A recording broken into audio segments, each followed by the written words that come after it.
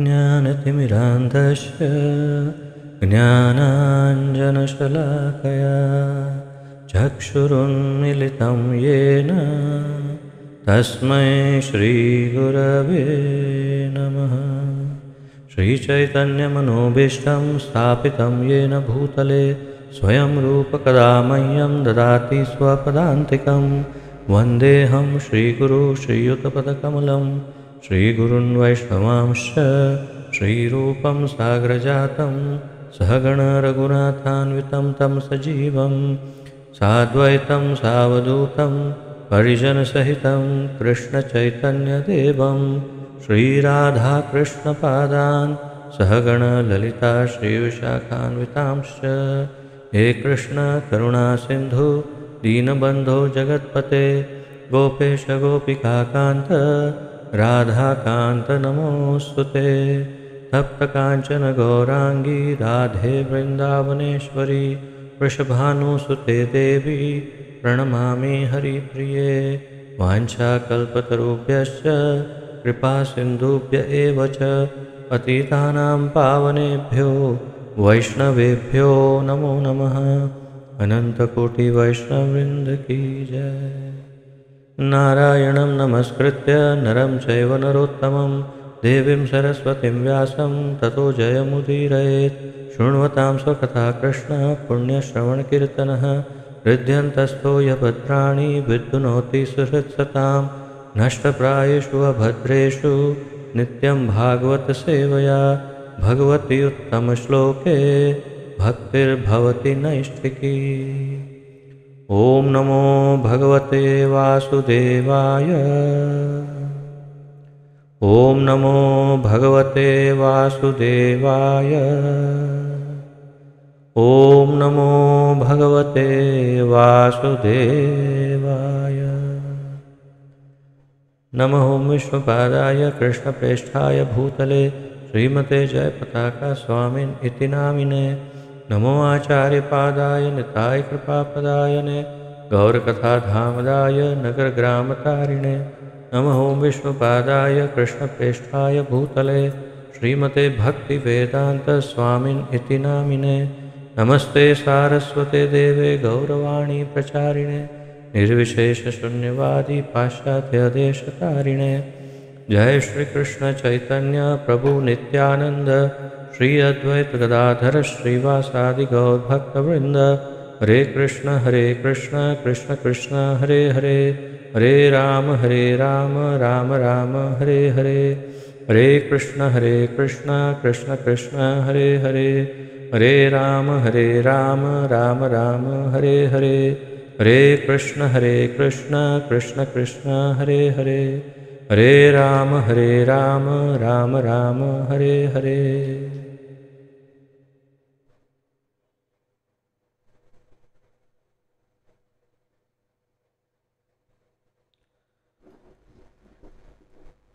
आप सबका बहुत बहुत स्वागत है आज के इस अत्यंत महत्वपूर्ण तथा मनोरमणीय ज्ञान यज्ञ में, जिसके अंतर्गत हम श्रीमद् भागवत महापुराण का सम्मिलित अध्ययन कर रहे हैं।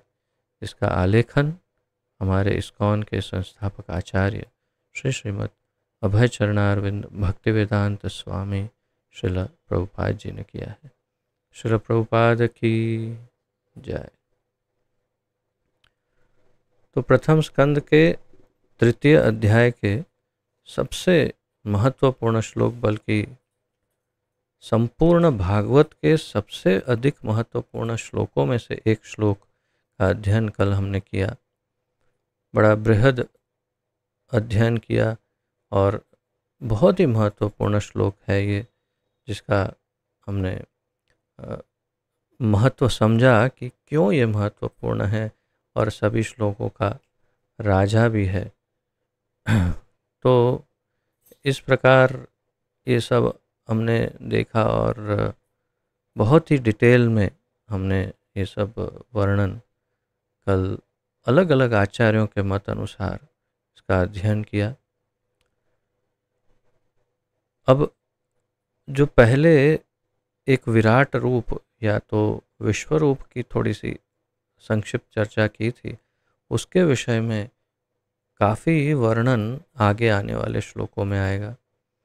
और फिर अगले अध्याय में उसी का या दूसरे स्कंद में उसका बड़ा बृहद वर्णन होगा कि ये विश्वरूप जो है, जिसको भगवत गीता में भी जिसका वर्णन है, उसी विश्वरूप का बहुत ही बड़ा वर्णन है। परंतु सबसे आश्चर्य की बात यह है कि ये विश्वरूप काल्पनिक है, वास्तविक नहीं है। ये श्रीमद् भागवत स्वयं भी कह रही है तथा आचार्य भी कह रहे हैं, लेकिन फिर भी उसका वर्णन है। तो क्यों उसका इतना वर्णन है और क्या इसका महत्व है जबकि वो काल्पनिक है? तो वो सब इन्हीं श्लोकों में वर्णित होगा आगे। तो आइए आज से उसका प्रारंभ करेंगे, परंतु पहले एक संक्षिप्त पुनरावर्तन कल के श्लोक का करते हैं तथापि फिर आगे बढ़ते हैं। सब स्क्रीन पर पढ़ पा रहे हैं?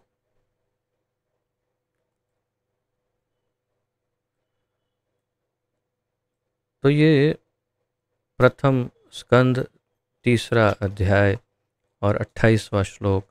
एते चांश कलह पुंसः कृष्णस्तु भगवान स्वयं इंद्रारी व्याकुलम लोकम मृडयन्ति युगे युगे।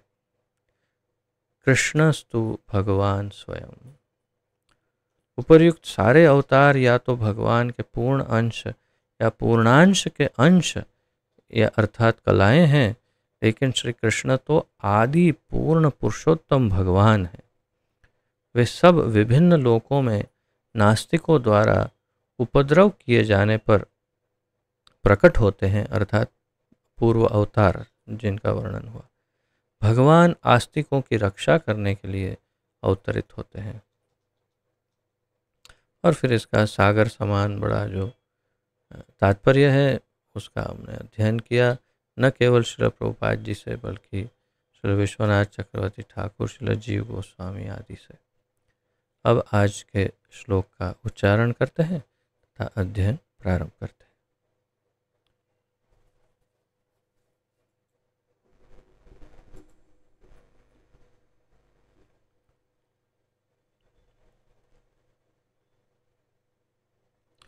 जन्मगुह्यं भगवतो य एतत्प्रयतो नरः सायं प्रातर्गृणन् भक्त्या दुःखग्रामाद्विमुच्यते।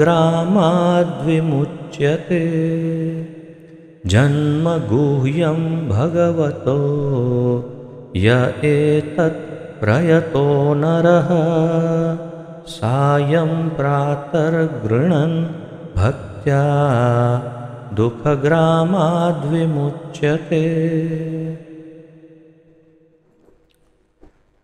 जन्म गुह्यम भगवतो, भगवान का जन्म गुह्य है, गुप्त।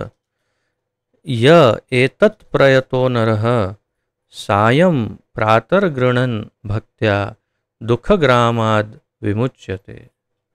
दुःखग्रामाद् शब्दार्थ।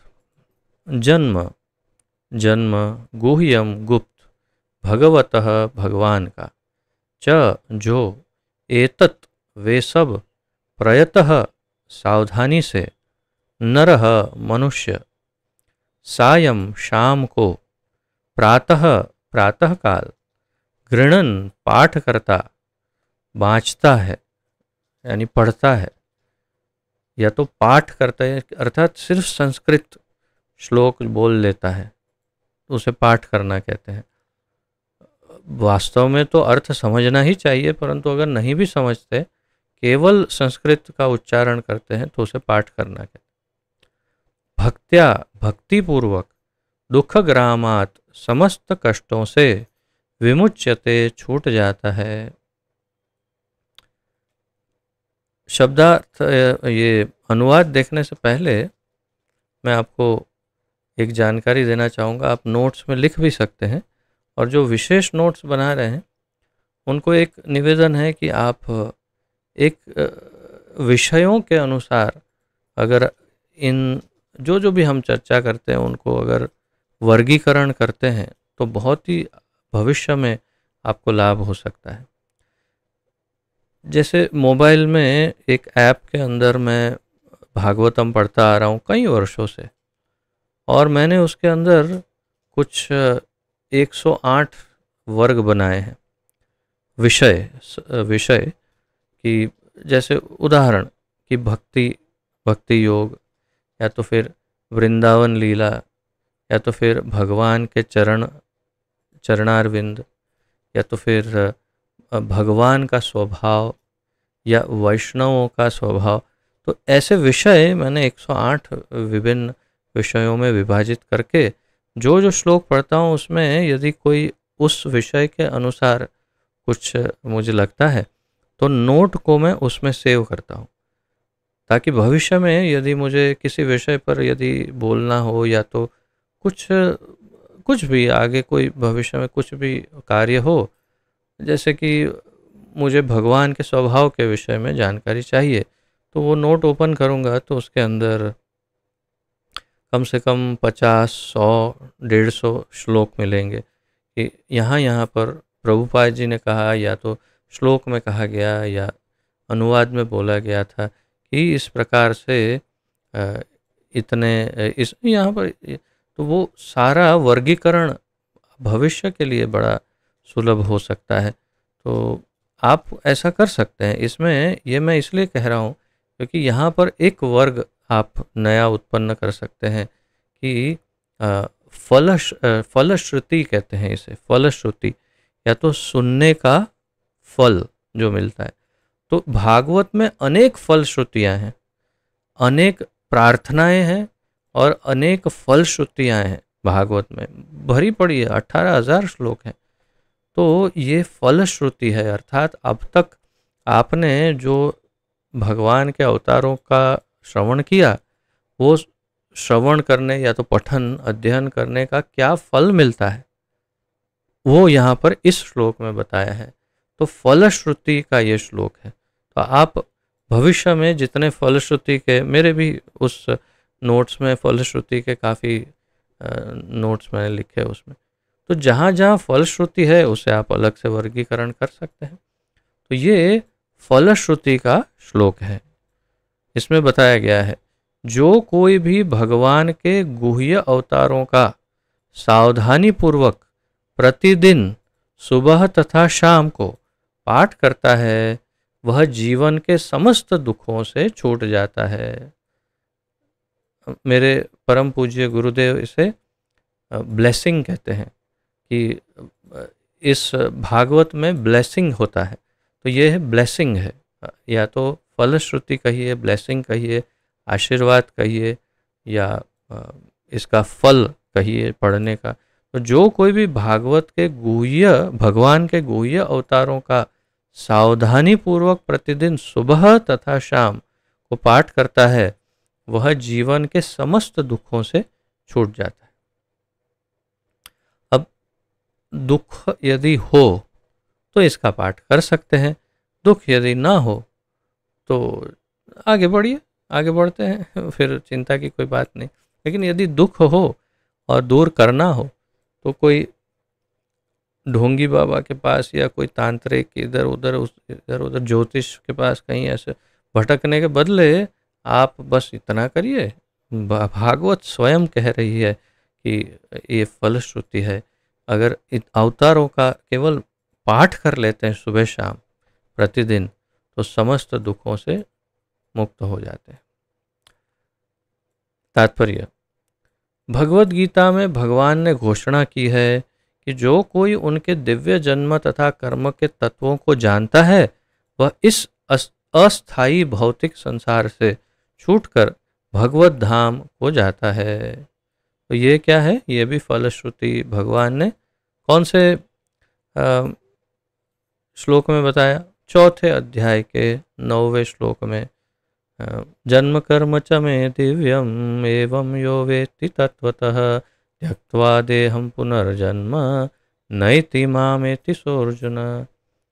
ये जो जीव, जो भी मनुष्य इतना सिर्फ जान ले कि मेरा जन्म, भगवान कह रहे हैं, मेरा जन्म तथा मेरे कर्म सब दिव्य है, भौतिक नहीं है, सांसारिक नहीं है, माइक नहीं है, माया के अंतर्गत नहीं है।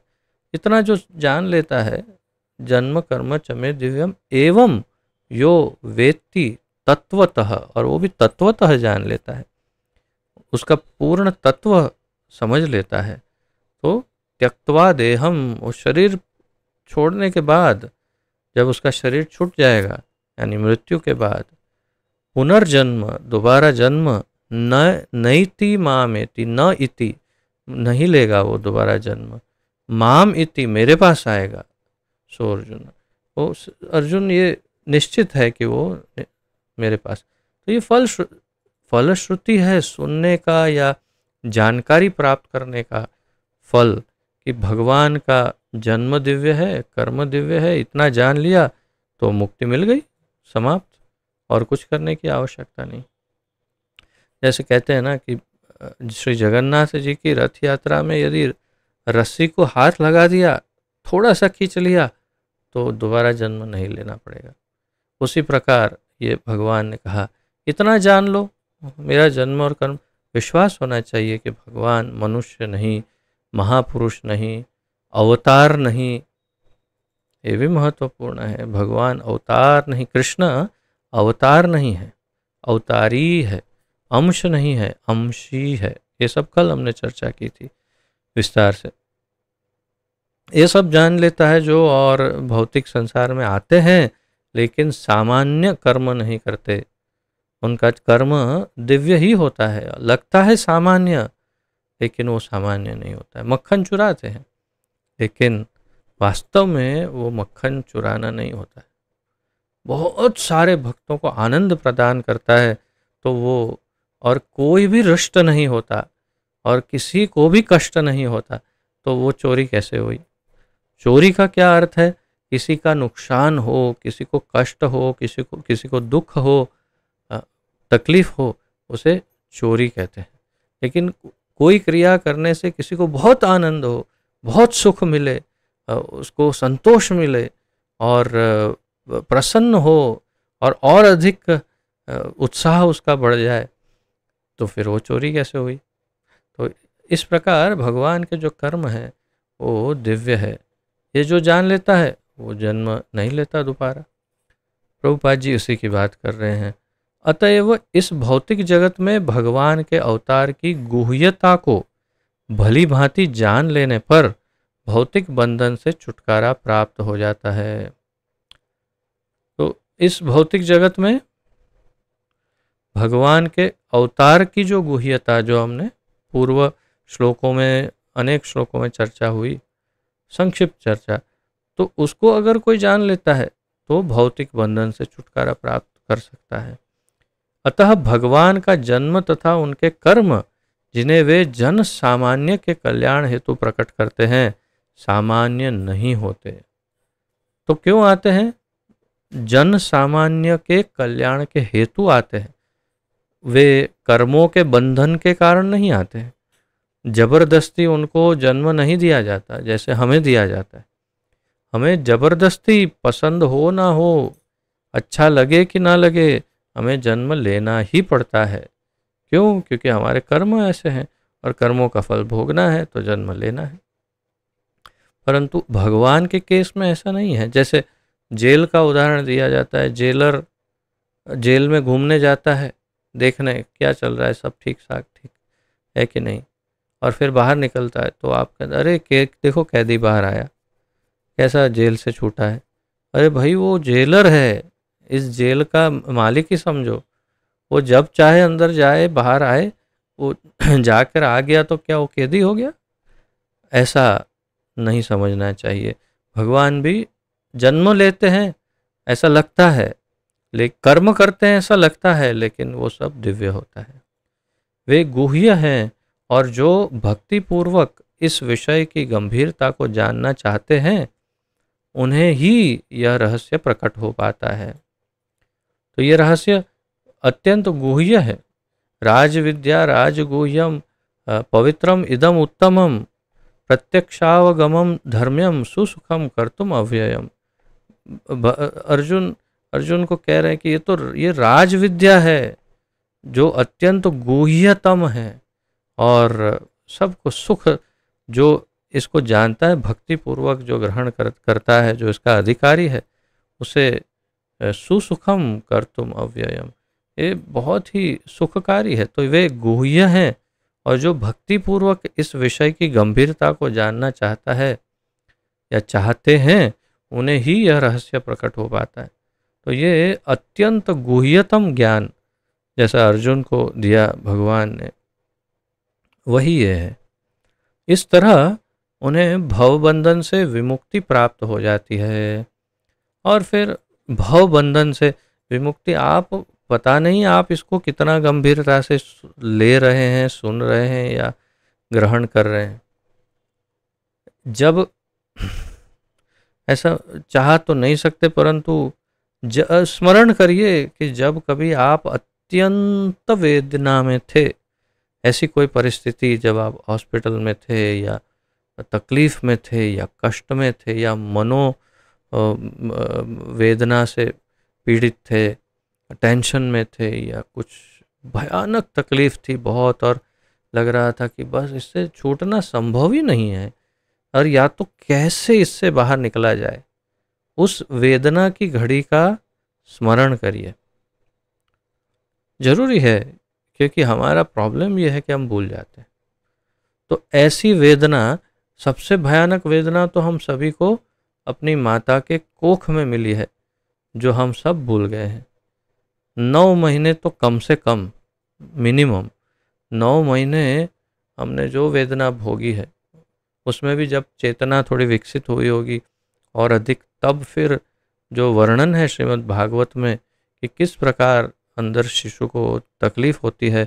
और शिशु, भागवत में बहुत स्पष्ट लिखा हुआ है कि शिशु अंदर, यानी वो जीवात्मा, प्रार्थना करता है भगवान को कि प्रभु अब ये तकलीफ सहन नहीं हो रही है, उल्टा लटक रहा हूँ, हाथ पैर हिल नहीं रहे, सांस नहीं ले पा रहा हूँ, पूरा जकड़ा हुआ हूँ एक छोटी सी बैग के अंदर, और आजू बाजू से इतनी गर्मी है, माता के उदर के अंदर के एसिड, और फिर आजू बाजू में कृमियाँ हैं, और मल मूत्र सब आसपास में होगा। ऐसी कंडीशन में, पेट में, ये सब वर्णन है भागवत में। ऐसी कंडीशन में, ऐसी स्थिति में, दुर्दशा में भगवान को प्रार्थना करता है जीवात्मा की, इस बार छोड़ दो, बस अगली बार नहीं आऊँगा, प्रॉमिस करता हूँ, बाहर बस एक बार इसमें से बाहर निकाल दो प्रभु, मैं बस मुक्ति चाहता हूँ। ये बहुत बहुत ही वेदना भयानक है। भगवान कहते हैं अच्छा चलो जाओ। डिलीवरी हो गई, और जैसे बाहर निकला, आहा हा, क्या बात है, सारा जगत देखा तो वाह वाह, बढ़िया है, सब अच्छा है। और तुरंत भ्रमित होके माया देवी ने पकड़ लिया, और भगवान की प्रार्थना, वो वेदना सब भूल गए। आप सोचिए, अभी आप थोड़े समय पूर्व कुछ बीमार हुए होंगे, कुछ तकलीफ हुई होगी, सब भूल गए। तो इस तरह उन्हें भवबंधन से विमुक्ति प्राप्त हो जाती है।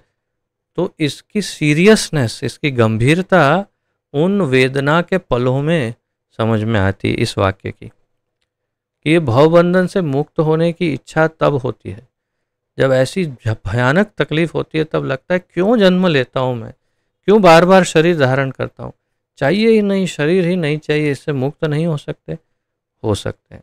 तो भवबंधन से मुक्त होने के उपाय बताए हैं कि दोबारा जन्म नहीं लेना पड़ेगा। अतः यह सलाह दी गई है कि जो कोई भागवत के इस अध्याय का, इसमें भगवान के विभिन्न अवतारों का वर्णन है, भक्ति तथा श्रद्धा पूर्वक केवल पाठ करता है, उसे भगवान के जन्मों तथा कर्मों का अंतर्दर्शन प्राप्त हो जाता है। तो ये इसका सार है कि क्या होता है इस। अतः यह सलाह दी गई है क्या, कि भागवत के इस अध्याय में जो विभिन्न अवतारों का वर्णन है, उसका भक्ति तथा श्रद्धा पूर्वक केवल पाठ करता है। तो हमारे पूर्ववर्ती आचार्य भी यही बात स्पष्ट कर रहे हैं, जैसे श्रील विश्वनाथ चक्रवर्ती ठाकुर कहते हैं, केवल इसका पाठ करना है, उसका केवल संस्कृत श्लोकों का उच्चारण करना है, तो भी उतना करने मात्र से ही, वो भी सुबह और शाम 2 टाइम अगर जो करते हैं, तो भगवान के जन्म तथा कर्मों का अंतर्दर्शन प्राप्त हो जाता है और साथ ही साथ जीवन मुक्त भी हो जाता है। विमुक्ति, विमुक्ति शब्द इस बात का सूचक है कि भगवान का जन्म तथा उनके कर्म दिव्य हैं, अन्यथा मात्र उनका पाठ करने से किसी को मुक्ति प्राप्त नहीं हो सकती। तो केवल पाठ करने से कैसे मुक्ति मिलेगी, परंतु ये सब कुछ दिव्य है, उनका वर्णन दिव्य है, शब्दावली पूरी भागवत की शब्दावली दिव्य है, और उन शब्दों का जब उच्चारण होता है तो वो दिव्यता के कारण हम मुक्त भी हो सकते हैं। अतएव ये गुह्य है, और जो भक्ति के निर्धारित विधि विधानों का पालन नहीं करते, वे भगवान के जन्म तथा कर्म के रहस्यों को जान पाने का अधिकार नहीं रखते। तो जो विधि विधान का पालन, कौन सा, भक्ति के निर्धारित विधि विधान का पालन नहीं करते, ये भगवान के जन्म तथा कर्म के रहस्यों को जान पाने का अधिकारी नहीं है। अवजानन्ति माम मूढ़ा मानुषिम तनु आश्रितम नाहम प्रकाश सर्वस्य योग माया समावृतः। मैं मूर्खों को के सामने प्रकाशित नहीं होता हूँ। मूर्ख लोग मुझे नहीं जान पाते, अर्थात जो भक्त नहीं है, जो नास्तिक हैं, वो मुझे नहीं जान पाते। मुख्य रूप से यही इसका अर्थ है। तो भगवान उन्हीं के सामने प्रकाशित होते हैं। भक्त्या माम अभिजानाति यावान्यश्चास्मि तत्वतः। भक्ति से ही मुझे जाना जा सकता है, भगवान ने कहा भगवद गीता। तो इस प्रकार यहाँ पर ये फलश्रुति का श्लोक है, आप स्मरण रखिए। और यदि आपको वास्तव में दुख सता रहे हैं, तो आप ये पूरा जो चैप्टर है उसके श्लोकों का ये फलश्रुति तक, यानी 1 से लेकर के 29 तक का पाठ कर सकते हैं प्रतिदिन 2 टाइम, सुबह शाम, खाने के बाद या खाने के पहले, वो आपकी चॉइस है। ठीक है, आगे बढ़ते हैं। 30वें श्लोक का उच्चारण करते हैं।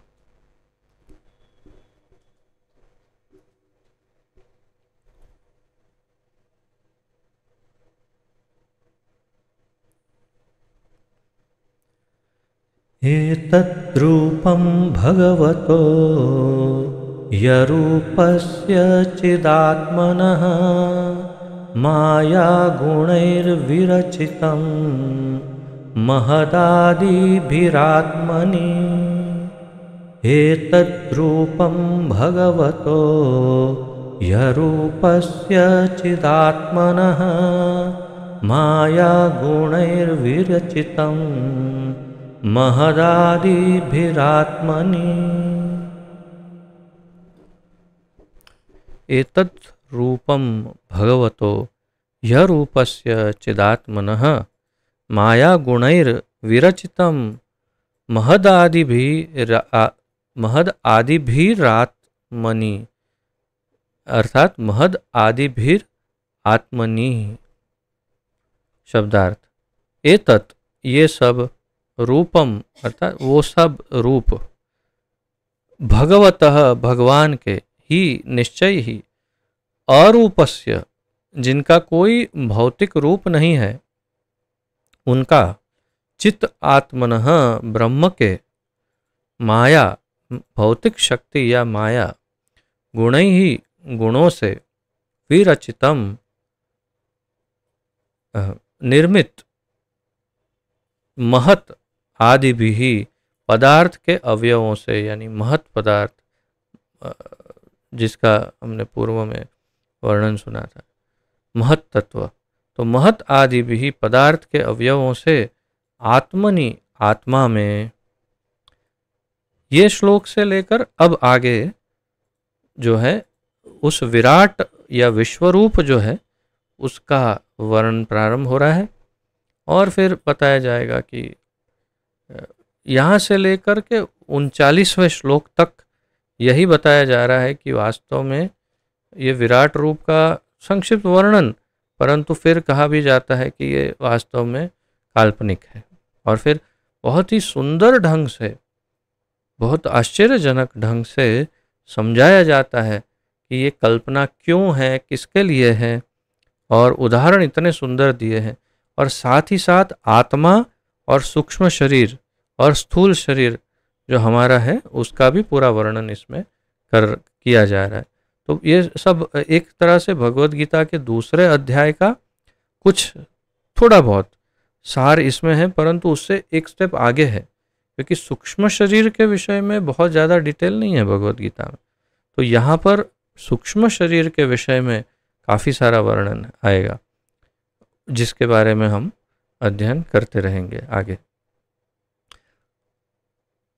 तो इसका अनुवाद पढ़ते हैं। भगवान के विराट रूप की धारणा जिसमें वे इस भौतिक जगत में प्रकट होते हैं काल्पनिक है।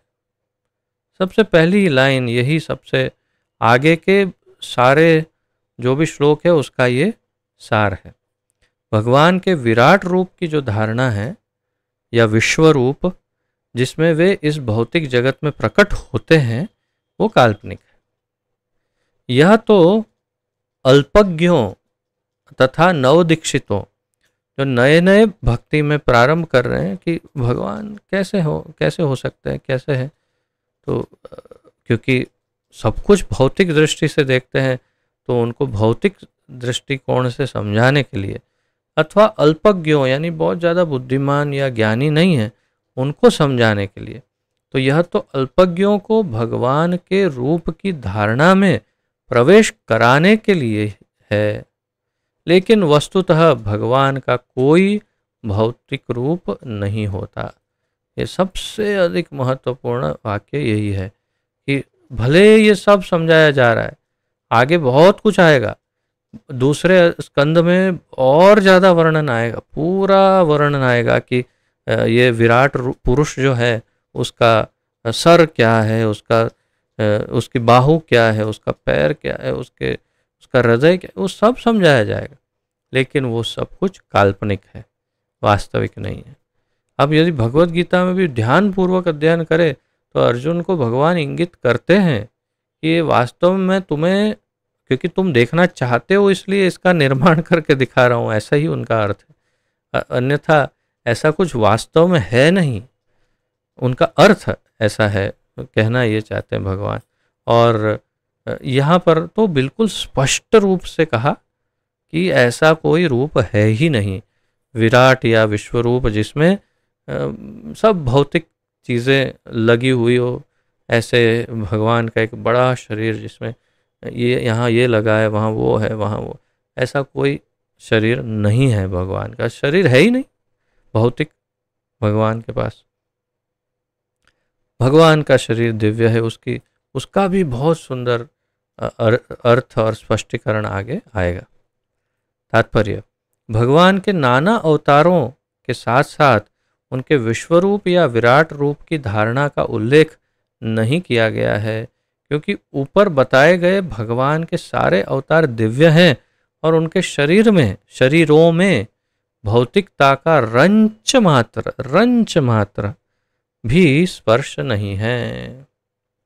अर्थात भगवान के जो 28वें श्लोक पहले जितने भी अवतारों का वर्णन हो गया, उन किसी भी अवतारों में से, चाहे वो स्वांश हो, अंश हो, या विभूति हो, चाहे कला हो, चाहे कैसे भी अवतारों में, इनमें से कोई अवतारों में साथ में विराट रूप या विश्व रूप को शामिल नहीं किया गया।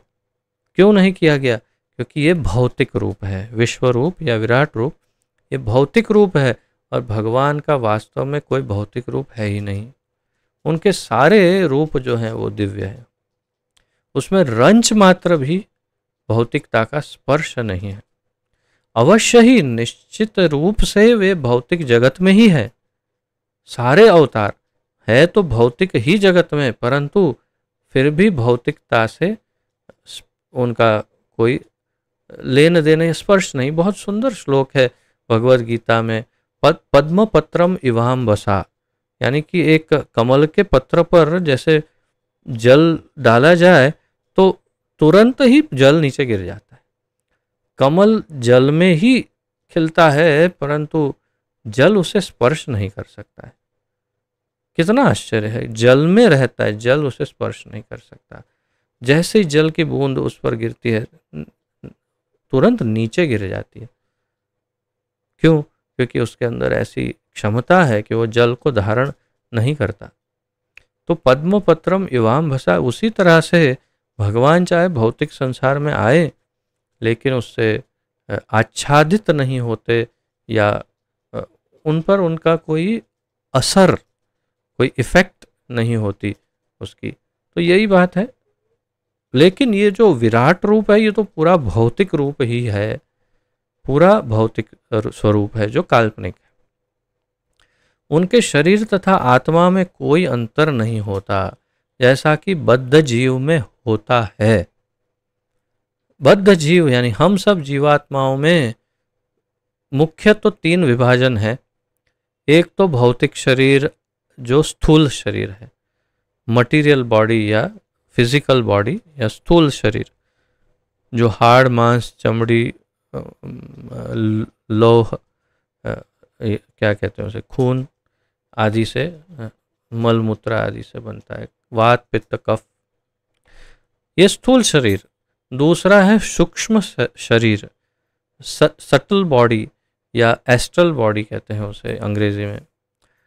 तो ये सूक्ष्म शरीर जो है वो जैसे लिंग शरीर भी कहते हैं हिंदी में, लिंग शरीर, तो वो स्थूल शरीर या लिंग शरीर जो है वो उसका दूसरा हिस्सा है। और तीसरा हिस्सा जो है जो सबसे महत्वपूर्ण है, मुख्य है, वो है जीवात्मा स्वयं, आत्मा। तो वो उसका, ये जीवात्मा के 3 हिस्से इस भौतिक संसार में, जीवात्मा स्वयं, उस शरीर में उसका सूक्ष्म शरीर और वो भौतिक शरीर फिर उसके बाहर। लेकिन भगवान के न शरीर में, आत्मा में, सूक्ष्म में, इसमें उसमें कोई अंतर नहीं है, सब एक ही तत्व है। भगवान का भौतिक शरीर हो या आध्यात्मिक शरीर हो या दिव्य शरीर या स्थूल शरीर, सूक्ष्म शरीर, आत्मा, वो सब कुछ एक ही तत्व है, उसमें कोई अंतर नहीं है। इस बात को बहुत स्पष्ट समझिए। तो इस बात को कभी भूलिएगा नहीं और कभी मिक्सअप मत होइएगा कि भगवान का शरीर, उनका आत्मा कहाँ है, उनका सूक्ष्म शरीर कहाँ है, ऐसा कुछ नहीं है, वो सब एक तत्व है।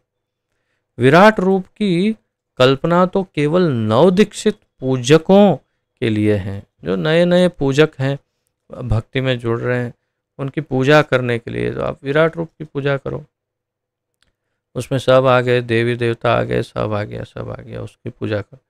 उन्हीं के लिए भौतिक विराट रूप प्रस्तुत किया जाता है, जिसकी व्याख्या द्वितीय स्कंद में की जाएगी और दूसरे स्कंद में बड़े विस्तार से उसकी व्याख्या भी आएगी। हम अब तो लेकिन समझ तो रहे हैं कि उसका महत्व हमारे लिए तो कोई नहीं है, परंतु फिर भी भगवान का, वो भगवान की एक विभूति ही है, तो उसका वर्णन अवश्य सुनेंगे। विराट रूप में विभिन्न लोकों के भौतिक रूप को उनके पांव, हाथ आदि के रूप में कल्पित किया गया है। तो यही बात श्रील जीव गोस्वामी, श्रील विश्वनाथ चक्रवर्ती ठाकुर आदि बता रहे हैं कि ये सब जो विराट रूप जो है उसके अंदर कल्पना की गई है, कल्पित किया गया है कि उसका, उनके जो चरण है वो ये है, उनके हाथ है तो वो है, उनका मस्तक ये है, ये सब कल्पनाएं हैं। वस्तुतः ऐसे सब वर्णन नवदीक्षितों के लिए होते हैं। वे पदार्थ से आगे कुछ भी नहीं सोच पाते। क्यों? क्योंकि जो कम बुद्धिशाली या कम ज्ञानी, बुद्धिशाली हो लेकिन ज्ञान कम हो, या तो भौतिक दृष्टिकोण से जीवन जीने वाले, या तो फिर जो ऐसा कहिए कि नवदीक्षित जो नए नए भक्ति में जुड़ रहे हैं, अभी ज़्यादा जानकारी नहीं, तो भौतिक कल्पना ही कर सकते हैं, केवल भौतिक दृष्टिकोण से ही सोच सकते हैं और देख सकते हैं। आपको आश्चर्य होगा, भले ये हम चर्चा कर रहे हैं, लेकिन हम सब में 99% अभी भी वैसे ही हैं हम, कि जो हम काफ़ी कुछ सिर्फ भौतिक दृष्टिकोण से ही सोच पाते हैं। सिर्फ जो बहुत ही सीनियर भक्त हैं, जो पिछले 10-12 सालों से कम बहुत ही विशेष अध्ययन कर रहे हैं शास्त्रों का, उनकी दृष्टि में निश्चित ही अब भेद होगा, अंतर आया होगा, परंतु बाकी सभी में यही भौतिक दृष्टिकोण ही रहता है। तो उन्हें समझाने के लिए, हमें समझाने के लिए एक काल्पनिक ये रूप है। भगवान के भौतिक बोध की गणना उनके वास्तविक रूपों की सूची में नहीं की जाती।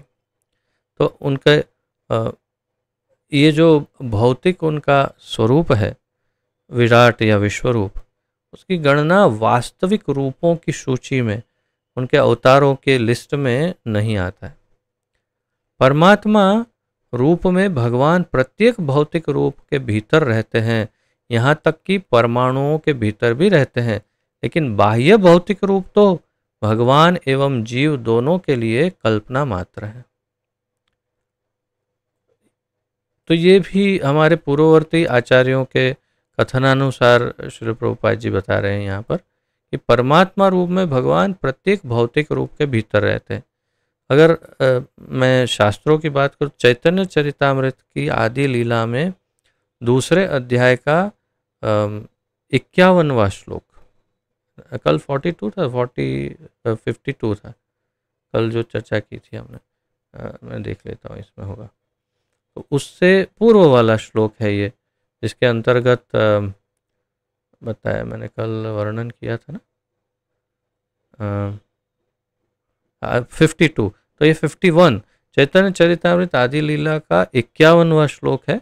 उसमें बहुत ही स्पष्ट रूप से कहा गया कि कौन सा रूप किसका परमात्मा है, या उसके 50वें श्लोक में, 51वें श्लोक में, 52वें श्लोक में, इस प्रकार ये सब वर्णन है चैतन्य चरितामृत आदि लीला 2.50, 51, 52, और उससे पहले के कुछ श्लोकों में, बाद वाले श्लोकों में ये सब वर्णन परमात्मा, उसमें स्पष्ट हो गया, एकदम क्लियर, कि कारणोदक्षय विष्णु जो है वे संपूर्ण भौतिक, समग्र भौतिक संसार के परमात्मा है। फिर गर्भोदक्षय विष्णु जो हैं वे संपूर्ण ब्रह्मांड के परमात्मा है, और क्षीरोदक्षय विष्णु जो हैं वे सभी जीवात्माओं के हृदय में बैठे हुए परमात्मा है, और कण कण के अंदर भी प्रविष्ट होकर के, एक एक कण के अंदर भी परमात्मा रूप में रहते हैं। तो ये उनके रूप है, परंतु तो परमात्मा रूप में भगवान प्रत्येक भौतिक रूप के भीतर रहते हैं, यहाँ तक कि परमाणुओं के भी भीतर रहते हैं, लेकिन बाह्य भौतिक रूप तो भगवान एवं जीव दोनों के लिए कल्पना मात्र है। तो ये और भी अधिक महत्वपूर्ण वाक्य है ये वाला। इसको किसी अन्य कलर से ट्राई करते हैं। हाँ, ये सुंदर है। तो बाह्य भौतिक रूप तो भगवान एवं जीव दोनों के लिए कल्पना मात्र है। बाह्य भौतिक रूप जो है तो वो एक कल्पना है, किसके लिए? भगवान का भी कोई बाह्य रूप यानी विराट या विश्व रूप नहीं, और हमारा जो बाह्य भौतिक रूप है, अभी है जो ये रहा, ये बाह्य भौतिक रूप भी कल्पना है, क्योंकि ये भी नश्वर है और अस्थायी है, अशाश्वत है, इसलिए एक प्रकार से कल्पना ही समझिए, ये इसका अर्थ है। तो हमारा वास्तविक रूप है हमारा सूक्ष्म शरीर और जीवात्मा, हम ही वास्तव में शाश्वत है। वैसे ही भगवान शाश्वत है, सच्चिदानंदमय है। बद्ध जीवों के वर्तमान स्वरूप भी वास्तविक नहीं है। तो हमारे जो वर्तमान शरीर हैं वो भी वास्तविक नहीं है। निष्कर्ष यह है कि भगवान के विराट रूप की धारणा काल्पनिक है। भगवान का जो विराट रूप है उसकी धारणा एक काल्पनिक है, ये निष्कर्ष है। अर्थात यही इसका सार है। सार क्या है? भगवान का विराट रूप एक कल्पना है। भगवान तथा जीव दोनों ही जीवंत आत्मा हैं और उनका मूल शरीर आध्यात्मिक या चिन्मय है। हम दोनों सच्चिदानंद है। भगवान सच्चिदानंद है, हम सच्चिदानंद है। हम दोनों का मूल रूप जो है वो आध्यात्मिक है। परंतु ये नहीं कि भगवान और हम दोनों एक हैं। नहीं नहीं नहीं नहीं, ऐसा कहीं भी वर्णन नहीं है। हर एक शास्त्र में बल्कि इतना स्पष्ट वर्णन है कि भगवान और जीवात्मा दोनों अलग है। तो हम, लेकिन हाँ, तत्व एक ही है, ये निश्चित है। अगला श्लोक उसका उच्चारण करते हैं।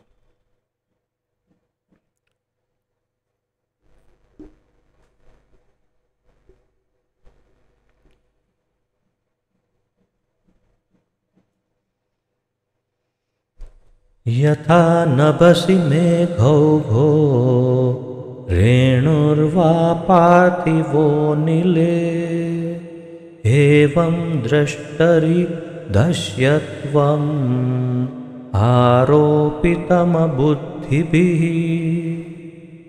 यथा नभसि मेघौघो रेणुर्वा पार्थिवो नीले एवं द्रष्टरिदश्यत्वम्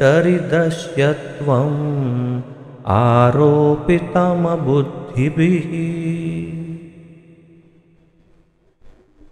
यथा नभसि मेघौ घो रेणुर्वा पार्थिवो अनिले एवं द्रष्टरि दश्यत्वम् आरोपितम् अबुद्धिभिः।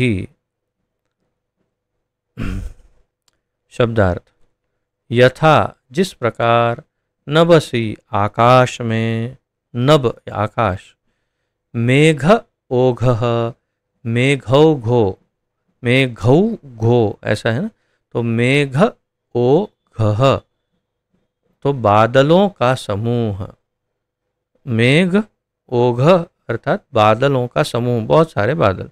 रेणुः धूल, वा तथा, पार्थिवः मलिनता या धुंधला, यहाँ धुंधला ऐसा लिखा है, नहीं धुंधलापन, मैला। अनिले वायु में, एवं इस प्रकार, द्रष्टरि देखने वाले को, दश्यत्वम देखने के लिए, आरोपितम आरोपित होता है, अबुद्धिभिः अल्पज्ञों द्वारा। अनुवाद: बादल तथा धूल वायु द्वारा ले जाए जाते हैं, लेकिन अल्पज्ञ लोग कहते हैं कि आकाश मेघाच्छादित है और वायु धूलमय मलिन है। इस प्रकार वे लोग आत्मा के विषय में भी भौतिक शरीर की धारणाओं का आरोपण करते हैं। इसे बड़ी सावधानी से समझना होगा और एक एक हिस्से को हम ध्यानपूर्वक अध्ययन करेंगे, क्योंकि थोड़ा सा अटपटा लग सकता है समझने में। है बहुत ही सरल, बहुत सरल उदाहरण दिए हैं। दो उदाहरण देकर समझाया है कि भगवान का विश्व रूप जो है वो क्या है, कैसे है, क्यों है, और क्यों भौतिक जगत के सामान्य लोगों को समझने के लिए उस विश्व रूप की जरूरत है, वो समझाने के लिए दो उदाहरण दिए। बादल तथा धूल वायु द्वारा ले जाए जाते हैं। बादलों को कौन ले जाता है एक जगह से दूसरी जगह? वायु। और धूल के कणों को एक जगह से दूसरी जगह धूल के कण कौन ले जाता है? वो भी वायु। लेकिन अल्पज्ञ लोग क्या कहते हैं? आकाश में जब बादल देखते हैं, मेघाच्छादित देखते हैं और वायु धूलमयी है, तो यहाँ पर प्रभुपाद जी कहते हैं, अल्पज्ञ लोग कहते हैं कि आकाश मेघाच्छादित है, यानी कि बादलों से भरा है आकाश, और वायु धूलमय है, मलिन है। प्रभुपाद जी इस प्रकार कह रहे हैं। हमारे आचार्यगण जो है उसे अलग दृष्टि से समझाते हैं। वास्तव में दृष्टि वही है, दृष्टिकोण भी वही है, लेकिन शब्दावली अलग है। तो श्री विश्वनाथ चक्रवर्ती ठाकुर कैसे समझाते हैं? श्री विश्वनाथ चक्रवर्ती ठाकुर कहते हैं कि वास्तव में लोग क्या कहते हैं, बादल ही आकाश है। जब आकाश की तरफ देखते हैं, बादल देखते हैं, तो कोई पूछेगा आकाश कहाँ है, तो बोले ये रहा आकाश। अर्थात बादलों को ही आकाश कहते हैं। और जब उन्हें कहा जाए कि वायु कहाँ है, तो कहते हैं ओ ये सब जो दिख रहा है, ये सब तो वायु है। अर्थात जो धूल के कण वायु में उड़ते रहते हैं, उन कणों को देख करके वो कहते हैं ये वायु है। तो धूल के कण देखकर वे वायु बताते हैं और बादल दिखा करके आकाश बताते हैं। जबकि आकाश को बादल से कोई लेना देना नहीं है वास्तव में, और हवा वायु को धूल के कणों से कोई लेना देना नहीं है, वो तो उसे केवल लेके जा रहा है, वायु लेके जा रही। तो इसी तरह से यही उदाहरण समझाते हुए यहाँ समझाया कि इसी प्रकार वे लोग आत्मा के विषय में भी भौतिक शरीर की धारणाओं का आरोपण करते हैं। अर्थात कि कोई पूछता है आप कौन है, तो मैं ये भाई, मैं ये बहन, मैं ऐसा हूँ, मैं बड़ा हूँ, मैं छोटा हूँ, मैं पतला हूँ, मैं लंबी हूँ, मैं इतनी उम्र की हूँ, मैं लड़का हूँ, मैं लड़की हूँ, मैं ये शरीर के साथ ही अपना वर्णन करते हैं। देह आत्म बुद्धि, यानी मैं ही ये देह ही मैं हूँ, ऐसी बुद्धि, देह आत्म बुद्धि, ये सामान्य लोगों का की सोच है। तो इसीलिए उनको अगर पूछा जाए कि आकाश कहाँ है, तो ये रहा बादल, और हवा कहाँ है, तो ये धूल। तो इसी प्रकार उनको भगवान समझाना हो अगर, तो फिर उनको भौतिक रूप दिखाना पड़ेगा कि देखिए भगवान का मस्तिष्क ये है, ये उनके हाथ हैं, ये पैर, हाँ ये ठीक है, तो वो तुरंत समझ जाएंगे। तो इसीलिए उसकी धारणा की जाती है। अन्यथा ये लोग आत्मा की धारणा शरीर से करते हैं, जैसा यहाँ पर बताया। और हमारे आचार्यगण तो इतना विस्तार, श्री विश्वनाथ चक्रवर्ती ठाकुर ने तो इस पर इतना सुंदर विवरण दिया है, बहुत सुंदर, बहुत ही अच्छा। श्री जीव गोस्वामी ने थोड़ी सी लाइन में इसे समझा दिया, लेकिन श्री विश्वनाथ चक्रवर्ती ठाकुर ने बहुत विस्तारित किया और कई श्लोकों का वर्णन लेते हुए उन्होंने इसे समझाया। और श्रील प्रभुपाद जी ने उसका सार यहाँ पर प्रस्तुत किया। लेकिन बस ये एक उदाहरण के दृष्टिकोण में थोड़ा सा भेद दिख रहा है कि प्रभुपाद जी कह रहे हैं कि जैसे लोग बोलते हैं कि ये वायु क्या है, तो जो आकाश है ये वायु या धूलमय मलिन हो गई है, इस प्रकार का उदाहरण दे रहे हैं कि, लेकिन अल्पज्ञ लोग कहते हैं कि आकाश बादलों से भर गया और वायु धूलमयी हो गई। तो विश्वनाथ चक्रवर्ती ठाकुर का जो दृष्टांत है वो शायद और अधिक फिट बैठ रहा है इसमें, बहुत ही स्पष्ट हो रहा है कि हाँ कैसे अल्पज्ञ लोग सोचते हैं ऐसा वर्णन। जबकि प्रभुपाद जी बता तो वही रहे हैं, लेकिन उनकी जो वाक्य रचना है वो इस प्रकार उन्होंने यहाँ प्रस्तुत किया। बल्कि ये तो हिंदी है, इंग्लिश में तो और अलग ही ढंग से प्रस्तुत हुआ है, उसका यहाँ पर अनुवाद प्रयास किया है अनुवादक श्री ने। तो इसे आगे देखते हैं तात्पर्य में। यहाँ पर आगे और पुष्टि की गई है कि हम उन भगवान को अपने भौतिक नेत्रों तथा इंद्रियों से नहीं देख सकते जो पूर्ण रूप से आत्मा है। भगवान को भौतिक इंद्रियों से नहीं देख सकते क्योंकि वे पूर्ण रूप से आत्मा है। आत्मा है अर्थात सच्चिदानंदमय है, दिव्य है, आध्यात्मिक है और शरीरधारी नहीं है। यहाँ तक कि हम जीवों के भौतिक शरीर में विद्यमान आध्यात्मिक स्फुलिंग तक की पहचान नहीं कर पाते। तो हम इस जीवात्मा जो मैं हूँ, मैं जीवात्मा, उसकी पहचान नहीं कर पाते। हम शरीर के बाह्य आवरण या जीव के सूक्ष्म मन की तलाश तो करते हैं, लेकिन हम शरीर के भीतर का आध्यात्मिक स्फुलिंग नहीं देख पाते। कैसे देख पाएंगे? एक तो पहली बात तो यह है कि उसकी साइज ही इतनी छोटी।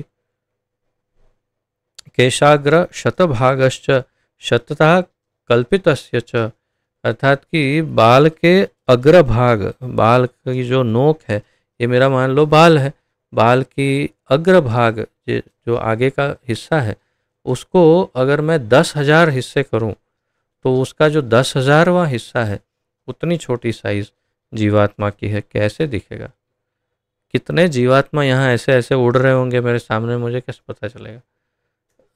देख ही नहीं सकते। तो बहुत ही छोटी साइज है, तो ऐसे ही नहीं दिखेगा।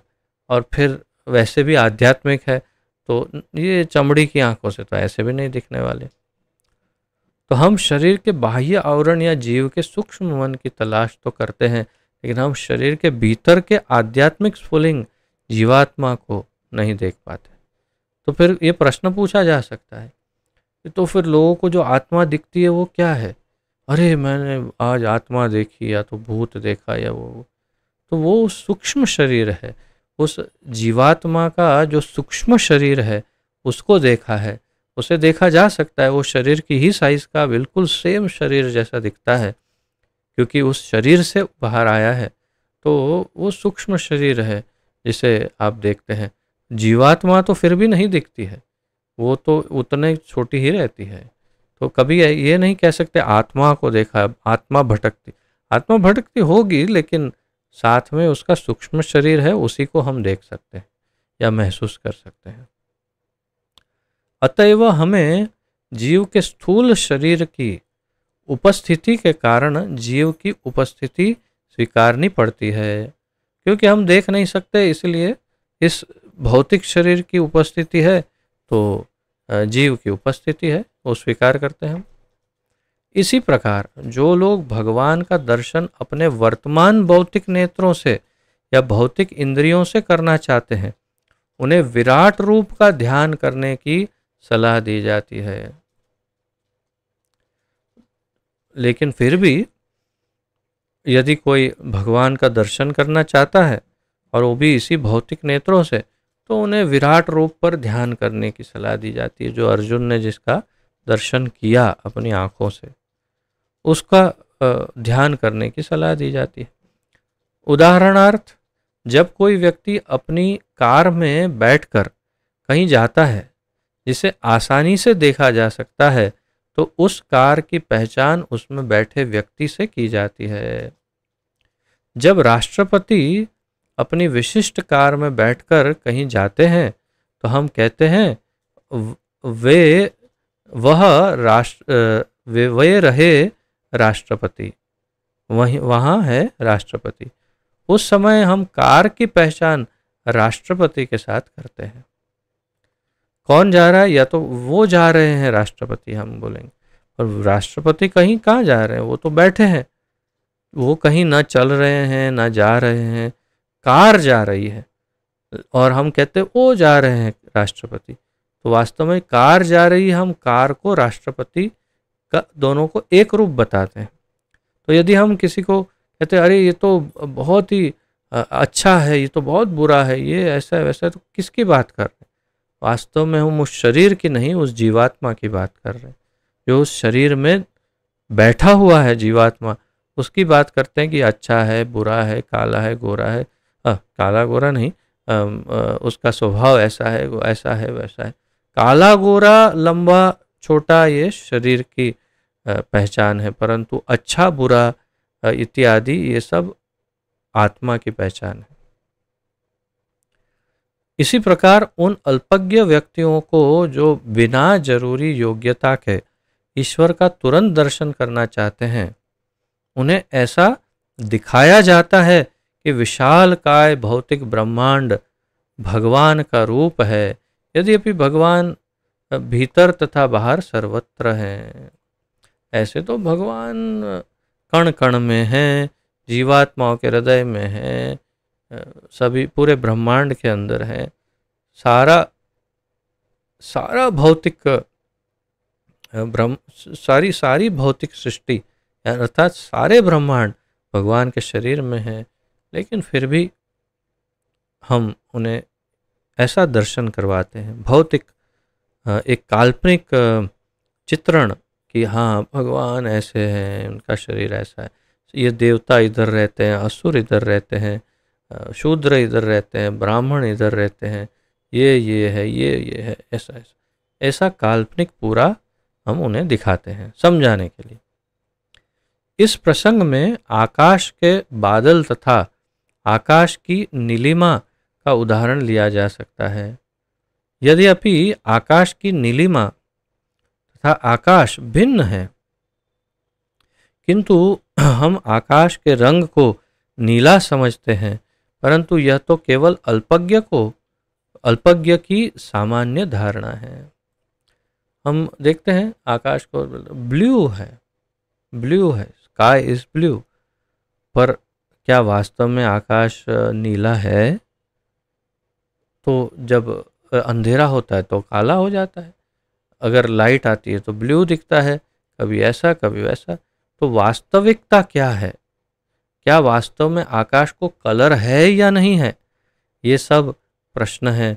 अर्थात जिस तरह से उसे समझाने के लिए कहा जाता है आकाश ब्लू है, हाँ ठीक है आकाश ब्लू है, उसी तरह से ये विराट रूप है, ये भगवान है, ओ अच्छा ऐसे भगवान, ओ अच्छा, समझाने के लिए। अब अगले श्लोक पर आगे बढ़ते हैं और इसमें सूक्ष्म शरीर का वर्णन है।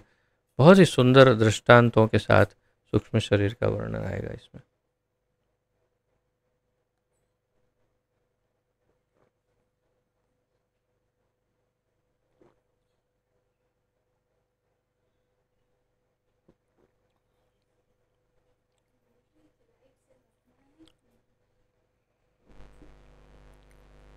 और बड़ा ना, तो बड़ा नंबर, हाँ बड़ा, दो बड़ा तो चलेगा, कोई बात, मैं मैनेज कर लूँगा।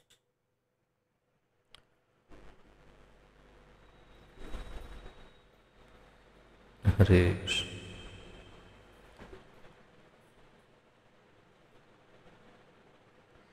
अतः परम यदव्यक्तम् अव्यूढगुणबृंहितम् अद्रष्टाश्रुतवस्तुत्वात् सजीवो यत्पुनर्भवः।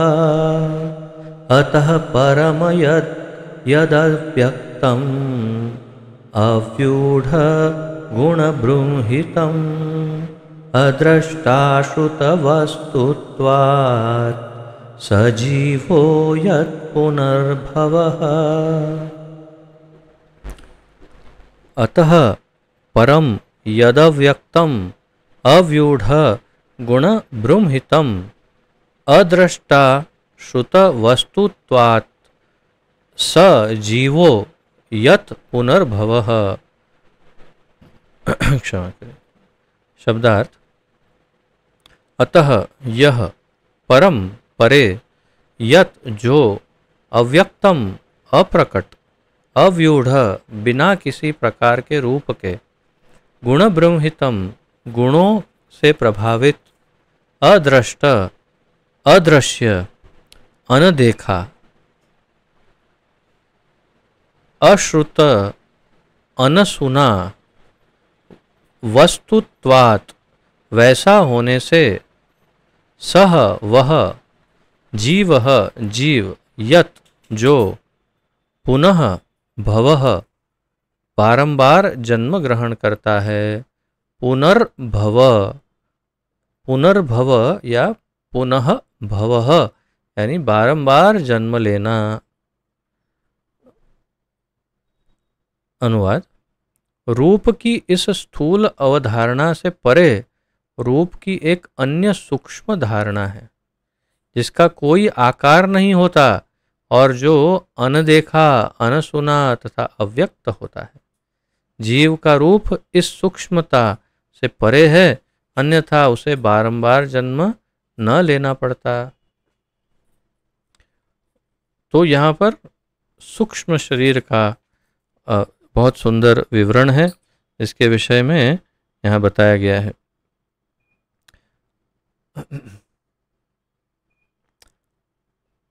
रूप की इस स्थूल अवधारणा से परे, अर्थात रूप की ये स्थूल अवधारणा या तो भगवान की वो अवधारणा, अवधारणा यानी वास्तव में जो नहीं है परंतु कल्पना किया है, कल्पित किया गया है, या तो जिसका एक बस विचार किया गया है कि ऐसा होगा। तो रूप की इस स्थूल यानी भौतिक अवधारणा, कल्पना से परे रूप की एक अन्य सूक्ष्म धारणा है। रूप की एक अन्य सूक्ष्म धारणा है जिसका कोई आकार नहीं होता और जो अनदेखा, अनसुना तथा अव्यक्त होता है। तो जैसे कहते हैं ना, भगवान का एक, भगवान कैसे, तो अव्यक्त, निराकार, निर्गुण, सर्वव्यापी ऐसा भगवान है। वो एक और अवधारणा वास्तव में है भगवान के अव्यक्त रूप की, क्योंकि भगवान का तो साकार रूप है, आकार है उनका, परंतु दिव्य है, परंतु स्थूल नहीं है। वो निराकार, निर्गुण, अव्यक्त ऐसा नहीं है। तो ये एक और अवधारणा ही है इस प्रकार से। तो यहाँ पर क्या कहा कि इस रूप से परे, स्थूल भौतिक रूप से परे एक अन्य सूक्ष्म धारणा भी है जिसमें, जिसका कोई आकार नहीं होता और अनदेखा, अनसुना तथा व्यक्त होता है। परंतु ये सत्य है कि भगवान का ऐसा रूप जो है दिव्य, वो देखा नहीं जा सकता, जो सुना नहीं कभी या तो व्यक्त नहीं हो सकता जब तक उनकी इच्छा ना हो तब तक। तो जीव का रूप इस सूक्ष्मता से परे है, अन्यथा उसे बारंबार जन्म न लेना पड़ता। तो जीव का रूप जो है वो इस सूक्ष्मता से भी परे है।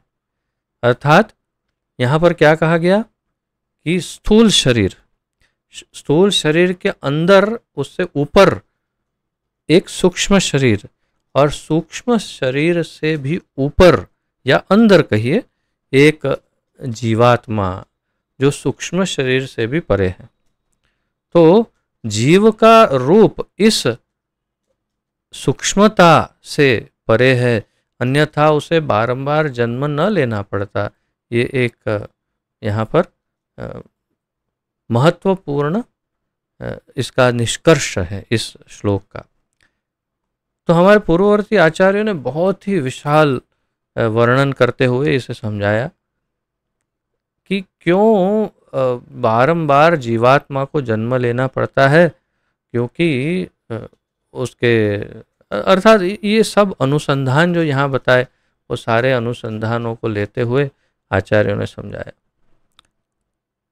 कि जीव का रूप इस सूक्ष्मता से भी परे है, स्थूलता से परे है, सूक्ष्मता से परे है, और इसीलिए उसे बारंबार ये सूक्ष्म शरीर और स्थूल शरीर लेकर बार बार जन्म लेना पड़ता है।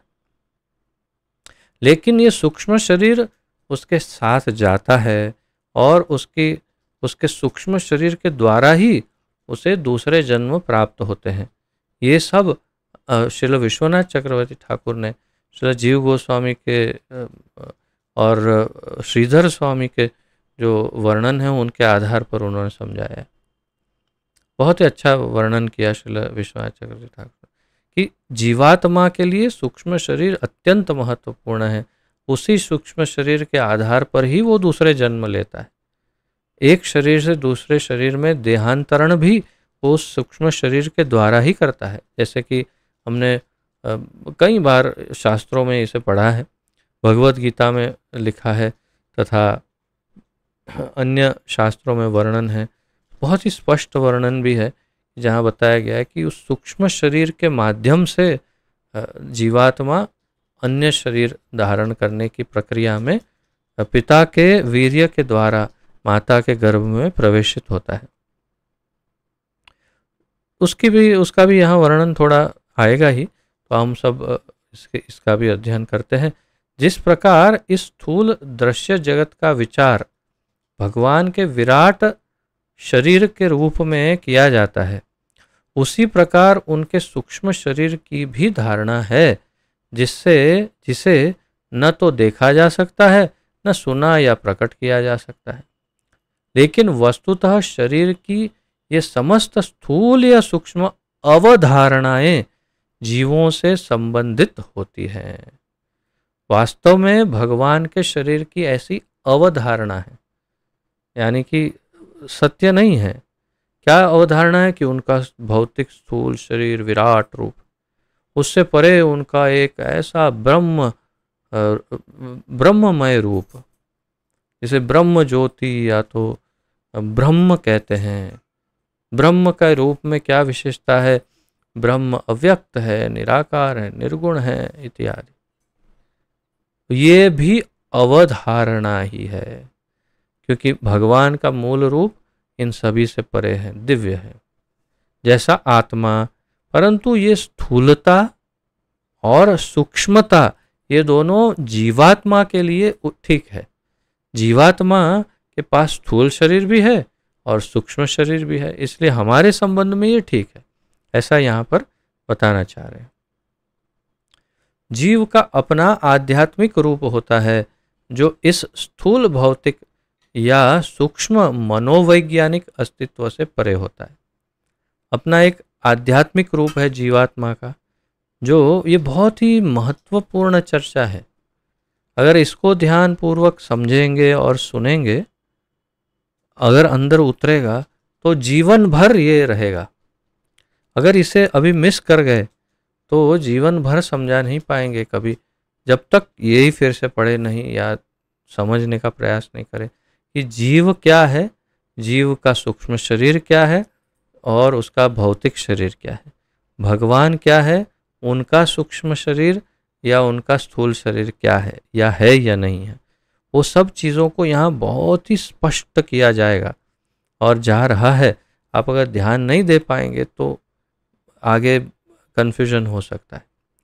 तो जीव का अपना आध्यात्मिक रूप होता है, जीवात्मा का अपना ही एक रूप होता है।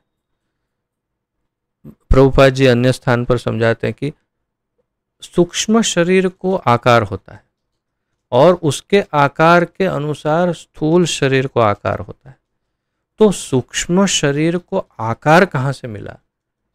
कहते हैं क्योंकि जीवात्मा का अपना एक आध्यात्मिक आकार है, इसीलिए सूक्ष्म शरीर को आकार मिला और उसी से भौतिक शरीर को आकार मिला। अर्थात जीवात्मा का भी एक रूप है, जैसे भगवान का अपना एक रूप है, वैसे ही जीवात्मा का भी रूप है। तो जीव का अपना आध्यात्मिक रूप होता है, जो इस स्थूल भौतिक या सूक्ष्म मनोवैज्ञानिक अस्तित्व से परे है। इसे निश्चित रूप से मार्क करना चाहिए।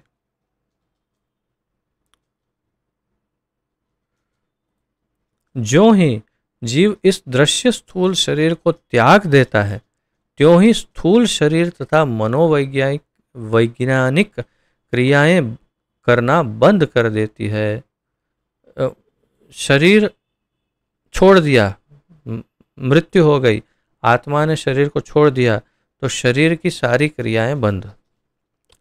वस्तुतः हम कहते हैं कि जीव चला गया, क्योंकि वह न तो देखता है, न तो दिखता है, न ही सुनाई देता है।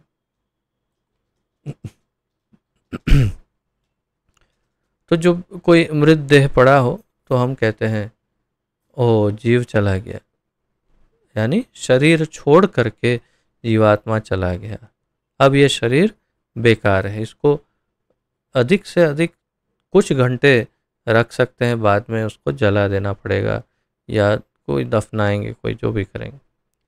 क्यों? क्योंकि नहीं रख सकते, ये सड़ जाएगा, तो बिल्कुल बेकार है। तो जीवात्मा नहीं है तो शरीर बेकार है। तो कौन चला गया? जीवात्मा चला गया। क्यों चला गया? दिखाई नहीं दे रहा है, दिखता नहीं है, सुनाई नहीं देता है, तो हम कहते हैं चला गया। यहाँ तक कि जब जीव प्रगाढ़ निद्रा में होता है तब स्थूल शरीर कार्य नहीं करता होता है, तो हम यह जानते हैं कि श्वास लेने के कारण वह शरीर के भीतर है। जब सो रहा है तो हम ऐसा नहीं कहते कि ये चला गया, जीव चला गया।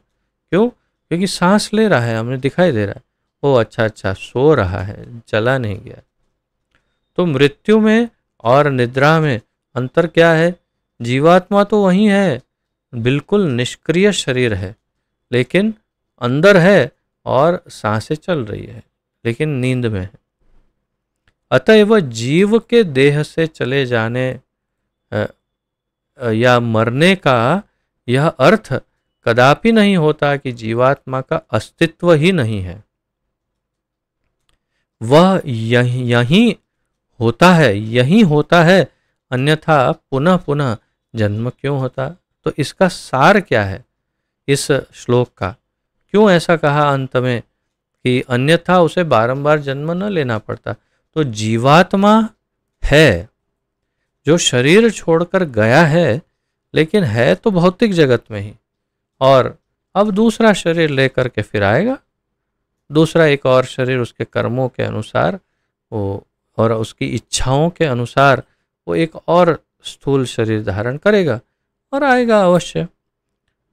तो ये सत्य है कि मरने से ऐसा नहीं कि चला गया यानी कि समाप्त हो गया, नहीं, खत्म नहीं हो जाता जीवात्मा, वो उस शरीर को छोड़ के जाता है और दूसरे शरीर में चले जाता है या दूसरा शरीर धारण करता है। जिसने भगवत गीता का अध्ययन किया उसके लिए तो ये सब बड़ा सरल है समझना।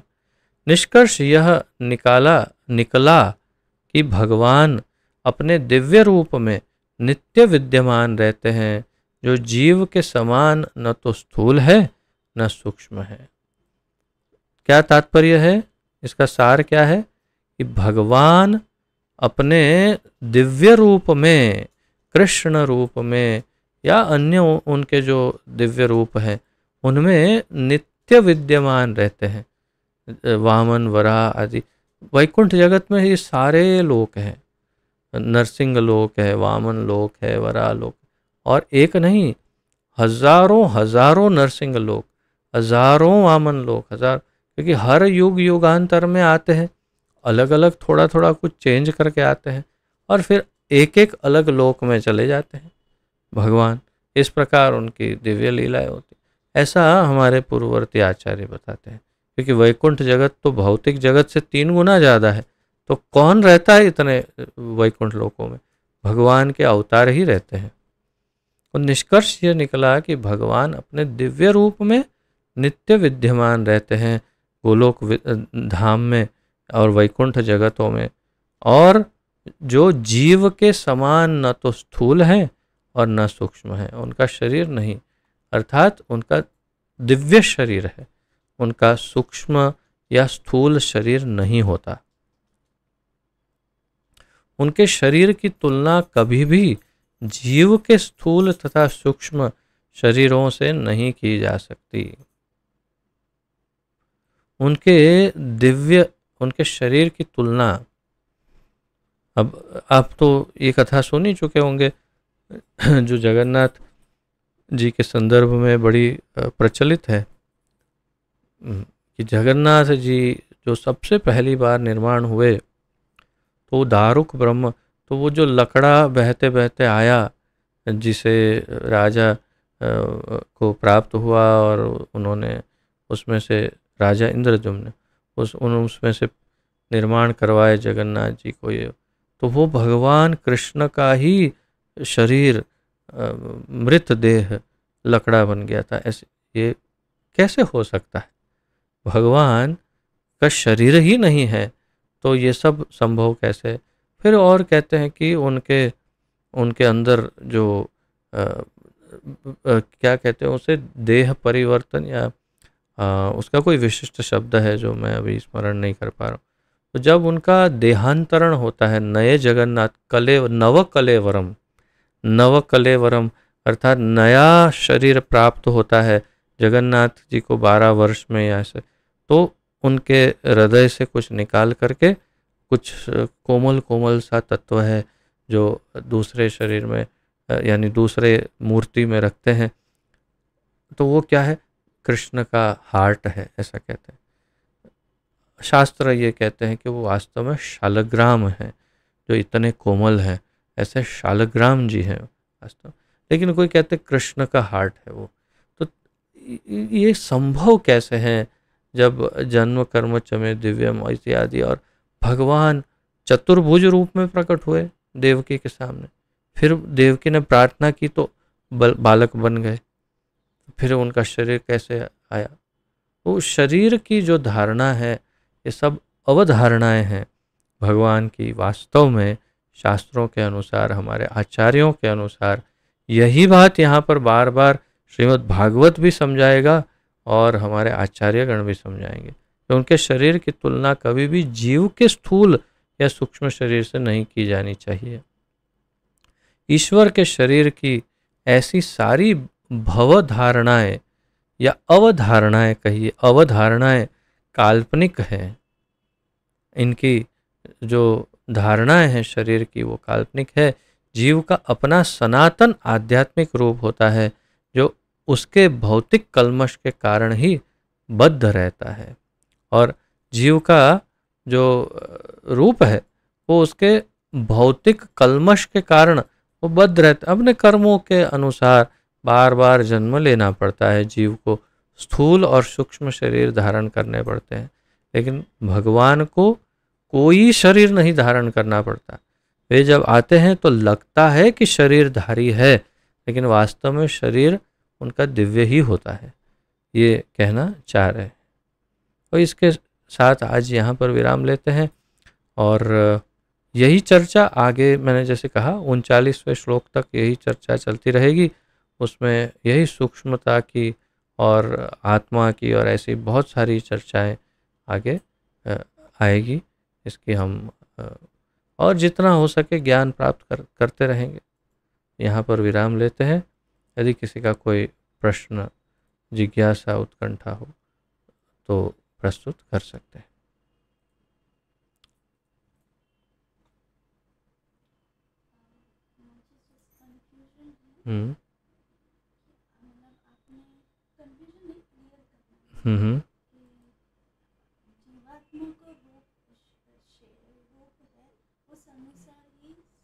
ऐसा मैंने श्रील प्रभुपाद जी के वक्तव्यों में सुना है और पढ़ा है मैंने श्रील प्रभुपाद जी को कहते हुए कि क्योंकि जीवात्मा को रूप है इसीलिए सूक्ष्म शरीर को रूप है और इसीलिए भौतिक शरीर को रूप है, अन्यथा रूप आया कहाँ से?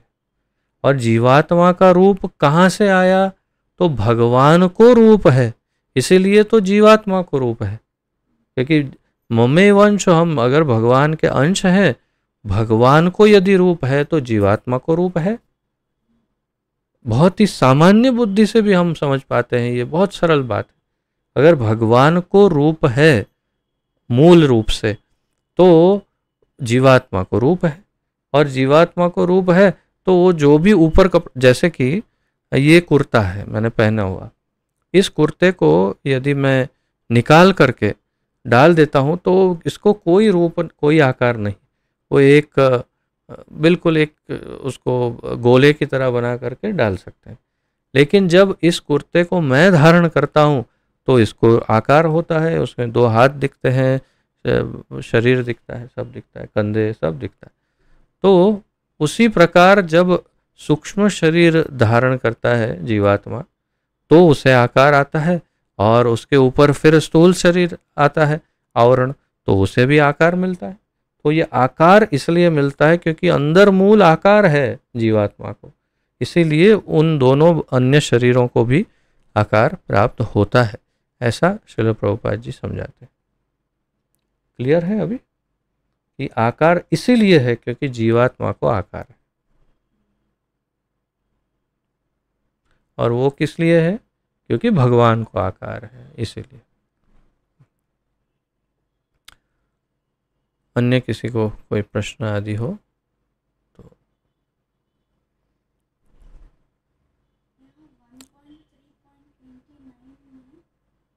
1.3.29 हाँ, ऊपर वाले, हाँ हाँ, 1 पॉइंट, ओह अच्छा, हाँ हाँ, उसमें क्या है? उसमें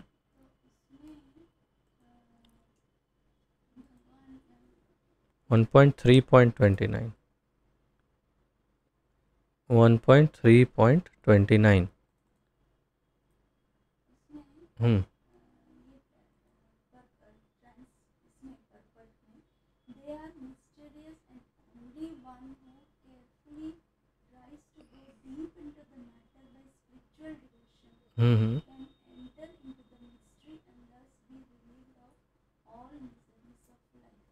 हम्म तो क्या नहीं समझ में आया? हम्म हम्म भक्ति तो वही तो बात है, भक्ति के बिना नहीं जाना जा सकता इसे।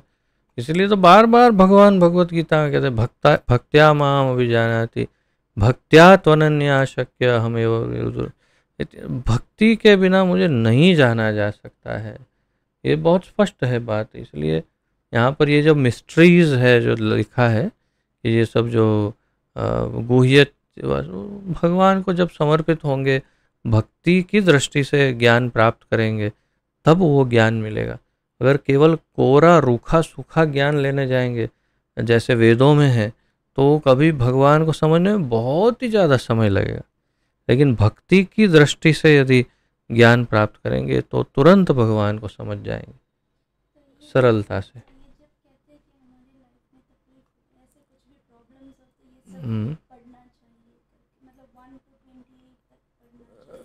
ऐसा इसमें लिखा है। अब उसमें क्या डिवोशनल क्या मटेरियल, जब तकलीफ होती है तो तकलीफ होती है, और तकलीफ होती है तो पढ़ो और तो दूर करो दुख को। अंदर लिखा तो है इतना स्पष्ट कि जो श्रद्धा और भक्ति से पढ़ता है, देखो उसमें क्या लिखा है वो शब्द कि जो श्रद्धा पूर्वक और डिवोशन से जो पढ़ता है उससे फल मिलता है, उसके दुख दूर होते हैं। ट्राई करना, फिर मुझे बताना, मैं इन सबको भी बताऊंगा फिर कि दुख दूर हुए कि नहीं, है ना। ओके, कुसुम लीला माता जी। हरे कृष्ण प्रभु जी, दंडवत प्रणाम। धन्यवाद प्रभु जी, आपने जब सूक्ष्म शरीर के आकार की बात की, तभी मेरे मन में एक क्वेश्चन आया था जी कि आत्मा का तो साइज बताया हुआ इतना छोटा, लेकिन आपने जब कुर्ता का एग्जांपल दिया तो वो क्लियर हो गया जी, वो डाउट मेरा क्लियर हो गया। जी पहले ऐसा था कि इतनी सी साइज है उसकी तो कैसे उसका आकार होगा और कैसे, लेकिन आपने जब कुर्ता का एग्जांपल दिया तो बिल्कुल समझ में आ गया ठीक से। और दूसरा ये जो भक्ति से ही समझा जाता है, उसका भी मुझे ये समझ में आ रहा है कि श्रद्धा के बिना भगवान को, क्योंकि भगवान में इतना सारा कॉन्ट्राडिक्शन है उनके कैरेक्टरिस्टिक्स और उसमें कि वो अपनी सारी इंद्रियों से सब सारे काम कर सकते हैं, जो हम समझने के लायक नहीं है, क्योंकि हम ऐसा कर नहीं सकते, इसलिए हम उस लेवल का सोच ही नहीं सकते हैं। तो इसीलिए यहाँ पर श्रद्धा जरूरी है, श्रद्धा और फेथ से ही हम समझ सकते हैं, और श्रद्धा और फेथ ओनली भक्ति से ही डेवलप हो सकता है। इसीलिए मुझे लग रहा है कि भक्ति पाठ को इतना इम्पोर्टेंस दिया जाता है। अच्छा दृष्टांत है, अच्छा दृष्टिकोण है आपका, उचित है। तो चाहे ये दृष्टिकोण उचित हो या ना हो, लेकिन सत्य इतना ही है कि बिना भक्ति के, प्रेमांजन भक्ति चुरित विलोचनेन, तो भक्ति के प्रेमांजन से जिनके नेत्रों को अंजन लगाया है, वही सदैव संतः सदैव विलोकयन्ति हृदयेषु, तो उनके ही हृदय में भगवान उनको नजर आते हैं। तो भगवान किसे नजर आते हैं? जो भक्ति के अंजन से अपने नेत्रों को अंकित करते हैं। तात्पर्य यह है कि भक्ति के बिना तो भगवान को किसी भी अवस्था में न समझ सकते हैं, न देख सकते हैं, न प्राप्त कर सकते हैं। यदि और अगर हाँ कभी देख भी ले तो कोई फल भी नहीं मिलेगा भगवान को देखने का। जैसे कई असुरों को भगवान को देखा, ये हमारे क्या कहते हैं, कुरुक्षेत्र के मैदान में कितने करोड़ों लोगों ने देखा भगवान को, लेकिन फायदा क्या हुआ? हाँ ये है कि सबको मुक्ति दे दी होगी भगवान ने, परंतु भक्ति तो नहीं हुई, उन्होंने भगवान को समझा तो नहीं। कैसे कैसे, जैसे दुर्योधन है या दुशासन आदि, या फिर अश्वत्थामा की बात करें तो किसी भी, ये कोई नहीं समझ पाए भगवान को, इतना कुछ हो जाने के बाद भी नहीं समझ पाए और द्वेष को बनाए रखे भगवान के प्रति। तो ये इतना सरल नहीं। हाँ हमारी यदि स्वाभाविक भक्ति या तो गुरु के मार्गदर्शन में भक्ति डेवलप हुई है, तब फिर हम अवश्य ही भगवान को समझ पाते हैं, उनको प्राप्त भी कर सकते हैं और उनके साथ एक स्थायी संबंध भी बना सकते हैं। तो ये सब हम अभी जो समझने का प्रयास कर रहे हैं वो भक्ति के माध्यम से समझने का प्रयास कर रहे हैं। ये श्रद्धा जो है वो, क्योंकि हम कुछ अंश में भक्तिमय हैं, इसीलिए हम ये श्रद्धा को धारण कर पा रहे हैं और समझने का प्रयास कर पा रहे हैं कि भगवान कौन है या उनका शरीर कैसा है या क्या है। अन्यथा अगर हम किसी ज्ञान मार्गी से बात करेंगे तो वो तो इसे आउटराइट इसे रिजेक्ट ही कर देंगे। अरे भाई भगवान को शरीर है ही नहीं, भगवान तो अव्यक्त है, निराकार, निर्गुण है, बस पीरियड, इतना ही। मुझे इससे ज़्यादा कुछ चर्चा करनी नहीं, क्योंकि मुझे तो इतना ही पता है भगवान। अब इसे समझाए कैसे? तो जब श्रद्धा, प्रेम और भक्ति होगी तभी तो वो समझ पाएगा, हाँ ये व्यक्ति है और उनको शरीर है, वो भी दिव्य है, वो शाश्वत है, लेकिन वो स्थूल नहीं और सूक्ष्म भी नहीं है। तो ये समझने के लिए भक्ति आवश्यक है, ये बात है मूल रूप से। और ये बात भी पक्की है कि भक्तों की कृपा से ही आप भक्ति में आगे बढ़ सकते हैं। ये तो बिल्कुल ही निश्चित है, अन्यथा बिना कृपा के तो हम एटलीस्ट हमारे लेवल पर, मेरे लेवल पर कहूँगा कि हम इतना आसानी से प्रगति नहीं कर सकते, क्योंकि बहुत ही ज़बरदस्त साधना चाहिए जो हम कैसे कर सकते हैं इस भौतिक काल में।